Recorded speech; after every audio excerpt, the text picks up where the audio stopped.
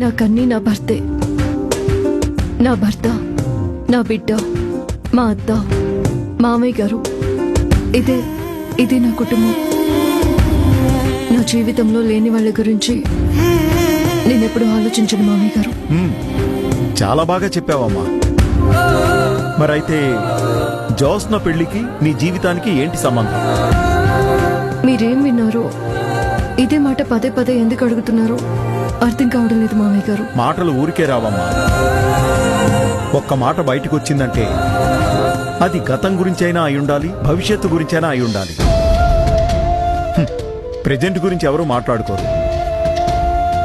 ఎందుకంటే ప్రెజెంట్ గురించి మాట్లాడినా అది జరిగేది ఫ్యూచర్లోనే. మీరు నా నుండి ఏం తెలుసుకోవాలనుకుంటున్నారు? నీకు జోస్న పెళ్లికి ఏదో సంబంధం ఉంది. నీకు మా దశరథ బాబు ఫ్యామిలీకి ఏదో సంబంధం ఉంది. నాకు తెలిసింది ఇప్పటి బంధం. నాకు తెలియని బంధాలు ఏమైనా ఉన్నాయా? అంటే నా కోడలిగా కాకుండా మాకు నీతో వేరే ఏదైనా బంధం ఉందా?